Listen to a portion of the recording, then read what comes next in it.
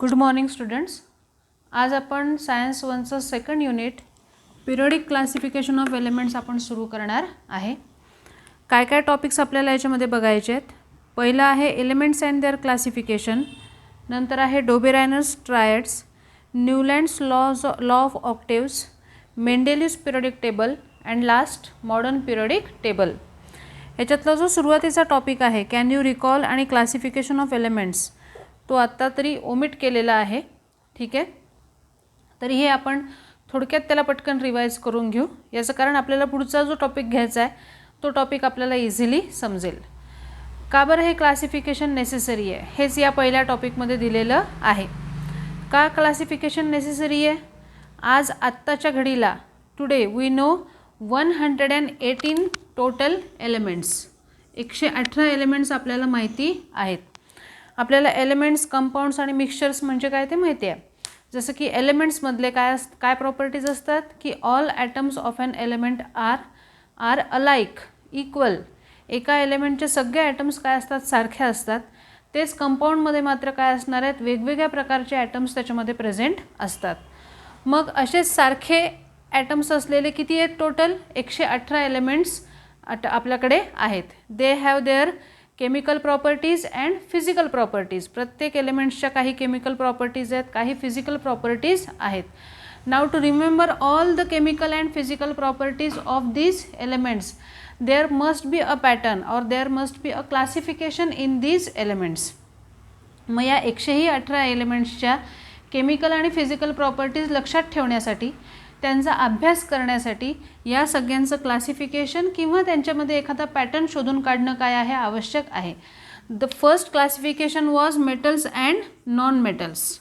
Metals and non metals depending upon their appearance. कसे हे ॲपिअर होत होते. जसं की मेटल्स म्हटलं की त्यांना काय असलं पाहिजे, लस्टर असलं पाहिजे, चकाकी असली पाहिजे. They can be drawn into thin wires. त्यांच्यावरती स्ट्रक केल्यानंतर काय आला पाहिजे, आवाज आला पाहिजे. तेच नॉन मेटल्स कसे असतील, ब्रिटल असतील, सॉफ्ट असतील and they do not have lustre. But again scientist found another form of elements, another type of elements which have properties of both metals and non metals and they named it as metalloids. त्यांना काय म्हटलेलं आहे, metalloids असं म्हटलेलं आहे. की ज्यांच्यामध्ये काय झालेलं आहे, मेटलच्या सुद्धा काही प्रॉपर्टीज आहेत आणि नॉन मेटलच्या सुद्धा काही प्रॉपर्टीज आलेल्या आहेत. म्हणजेच हे जे इनिशियल क्लासिफिकेशन होतं, हे इनिशियल क्लासिफिकेशनसुद्धा पूर्ण नव्हतं. आणि म्हणून मग सायंटिस्टनी काय केलेलं आहे, अनेक सायंटिस्टनी याच्यामध्ये प्रयत्न केलेला आहे. कशासाठी? To classify the known element. त्यावेळेसचे जेवढे नोन एलिमेंट्स होते, या नोन एलिमेंट्सला क्लासिफाय करण्याचा प्रयत्न या सायंटिस्टनी केलेला आहे. आता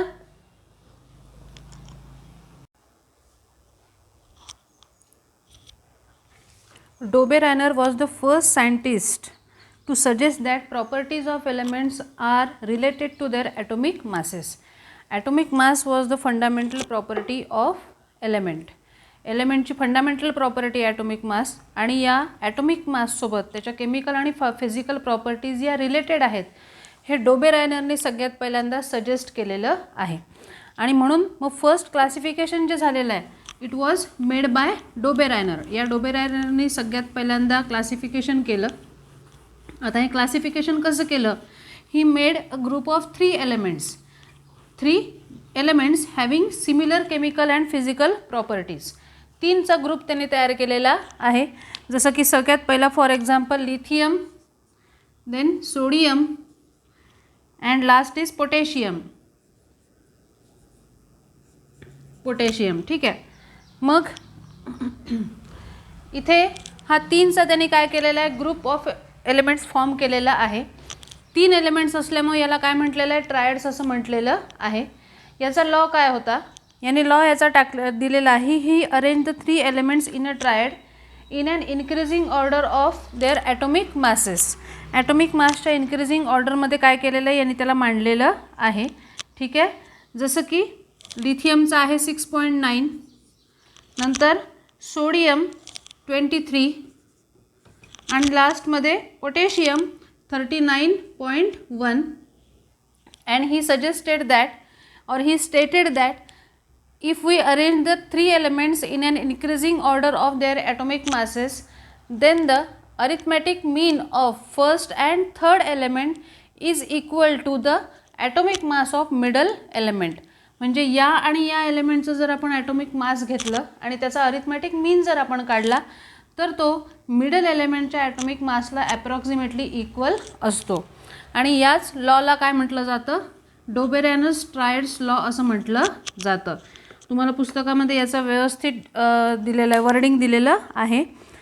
पहा काय म्हटलेलं आहे, he arrange the three elements in a triad in an increasing order of atomic mass and showed that the atomic mass of middle element was approximately equal to the mean of the atomic masses of other two elements. आणि जसं की आता इथे आपल्याला पाहता येईल lithium, sodium, नंतर हा पोटॅशियम यांच्या केमिकल प्रॉपर्टीज सारख्या आहेत. सगळे काय आहेत, all these are monovalent means their valence is 1. Again all these are metals means physical properties are same. नंतर या दोनचं जर अरिथमॅटिक मीन जर आपण काढलं तर ते किती येतं, 6.9 plus 39.1 divided by 2 it is equal to 23. दुसरा एक ग्रुप त्यांनी मांडलेला आहे तो आहे कॅल्शियम Ca, नंतर आहे स्ट्रॉन्टियम Sr आणि बेरियम दॅट इज Ba. हा सुद्धा कसा आहे, डायव्हॅलंट आहे. डायव्हॅलंट आहे म्हणजेच याची व्हॅलन्सी किती आहे, 2 आहे. सगळेच्या सगळे हे कोण आहेत, मेटल्स आहेत आणि म्हणजेच यांच्या केमिकल आणि फिजिकल प्रॉपर्टीज काय आहेत, सारख्या आहेत.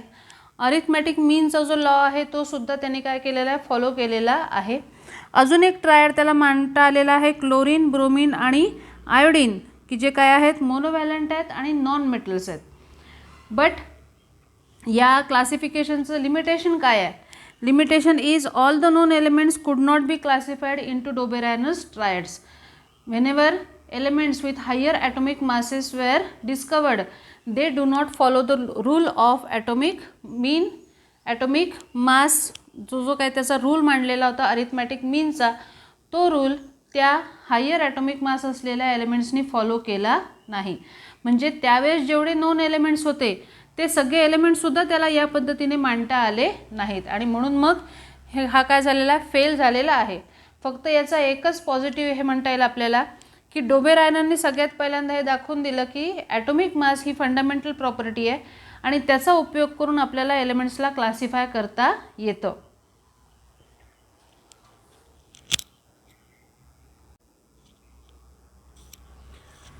The second method of classification is Newlands law of octaves. Second unit पाहतोय आपण, पिरियडिक क्लासिफिकेशन ऑफ एलिमेंट्स. या आधीच्या व्हिडिओमध्ये आपण डोबेरियानस ट्रायड्स पाहिलेले आहेत. आज आपण याच्यातली सेकंड मेथड शिकणार आहे, that is Newlands law of octaves. डोबेरियानसचा जो पहिला इफेक्ट होता, पहिला क्लासिफिकेशन होतं ते फेल झालं. त्याच्यानंतरचं दुसरं क्लासिफिकेशन मांडलेलं आहे न्यूलँड्सनी in 1866. Again he use the base of classification is atomic masses, but he arranged or he used it in a different way. वेगळ्या पद्धतीने त्याचा यूज केलेला आहे, कशाचा, ॲटॉमिक मासचा. आणि ॲटॉमिक मासचा यूज करून त्यांनी काय केलेलं आहे, एलिमेंट्सची मांडणी जी आहे ती वेगळ्या पद्धतीने केलेली आहे. यांनी काय केलेलं आहे, he started the elements arranging the elements in increasing order of their atomic masses. सगळ्यात लाईटेस्ट जो होता तो होता हायड्रोजन. त्या हायड्रोजनपासून त्यांनी सुरुवात केली आणि काय केलेलं आहे, या एलिमेंट्सला इन्क्रीजिंग ऑर्डरमध्ये मांडायला सुरुवात केलेली आहे. असे 7 एलिमेंट्स एका रोमध्ये लिहिल्यानंतर 8व्या एलिमेंटपासून त्यांनी काय केलेलं आहे, नवीन रो सुरू केलेला आहे. Up to the highest or the heavier element that is thorium. Thorium होते हा तेव्हा माहिती असलेला सगळ्यात हेवियर एलिमेंट होता. मग हायड्रोजनपासून थोरियमपर्यंत त्यांनी काय केलं, सगळे एलिमेंट्स मांडलेले आहेत. And he found that every 8th element have the properties similar to the first element. म्हणजे इथपासून 1 2 3 4 5 6 7 7वा जो एलिमेंट आहे त्यानंतर 8वा एलिमेंट त्यांनी काय केलेला आहे, पहिल्याच्या नंतर मांडलेला आहे. 9th इथे येईल, ठीक आहे, इथे 10th येईल. आणि काय प्रूव्ह केलं आहे त्यांनी की this 8th element having similar chemical and physical properties to the first element. 9च्या सेकंडशी रिलेटेड होत्या, 10thच्या ज्या होत्या त्या थर्ड एलिमेंटशी रिलेटेड होत्या. याला त्यांनी काय केलेलं आहे, म्युझिकमधले जे ऑक्टेव्ज असतात त्याच्याशी यांनी त्याला कम्पेअर केलेलं आहे. And that is why his law of classification is known as law of ऑक्टेव्ज.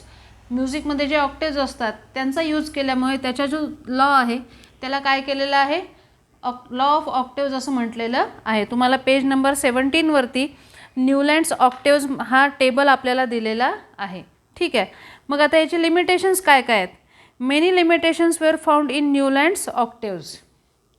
आता हे लिमिटेशन्स कोणकोणते होते. This law was found to be applicable up to calcium only. Means after calcium the elements did not follow the rule of having similar chemical and physical properties. त्यांनी arrange तर केलेलं होतं त्याच्यानंतर, परंतु हा जो केमिकल प्रॉपर्टीजचा रूल होता तो त्या एलिमेंट्सनी फॉलो केला नाही. नंतर न्यूलँड्स फिटेड काय म्हटलं इथे, Newlands fitted all the known elements in a table of 7:8 that is 56 boxes. Newlands placed 2 elements each in some boxes to accommodate all the known elements in the table. For example, cobalt and nickel. म्हणजे यांनी स्वतःच त्याचा rule मोडला. एकाच बॉक्समध्ये काय केलेलं आहे, 2 एलिमेंट्सची मांडणी केलेली आहे. कशासाठी, तर तेव्हा माहिती असलेले 56 एलिमेंट्स या टेबलमध्ये त्याला मांडता आले पाहिजे म्हणून. Cobalt and nickel which are having different chemical properties. त्यांच्या केमिकल प्रॉपर्टीज वेगवेगळ्या असूनही त्यांना एकाच ग्रुपमध्ये ठेवलेलं आहे. Moreover, he placed some elements with different properties under the same note in the octave. म्हणजे एकाच ग्रुपमध्ये एकाच नोटच्या खाली काय केलं, इथे नोट्स वापरले आहेत. डो रे मी फा या म्युझिकमधल्या नोट्स आहेत आणि त्याच्या खालती त्याने ते एलिमेंट्स मांडलेले आहेत. ठीक आहे. मग आता याच्यामध्ये काय केलं आहे यांनी, फेरियम आणि कोबाल्ट निकेल यांना सगळ्यांना एकाच बॉक्समध्ये ठेवलेलं आहे. कोबाल्ट आणि nickel away from them with the non metals O and S under the note T. Also Newlands octaves did not have position to accommodate the newly discovered element. म्हणजे यांनी वेगवेगळे एलिमेंट्स एकाच ह्याच्यामध्ये ठेवलेले आहेत की ज्यांच्या केमिकल आणि फिजिकल प्रॉपर्टीज कशा होत्या, वेगवेगळ्या होत्या. Fe फेरियम याला कोणासोबत ठेवलं, ऑक्सिजन आणि सल्फरसोबत ठेवलं की फेरियम हा मेटल आहे, ऑक्सिजन आणि सल्फर हे कोण आहेत, नॉन मेटल्स आहेत. म्हणजे मेटल्स आणि नॉन मेटल्स यांना एकाच बॉक्समध्ये ठेवण्यात आलेलं आहे.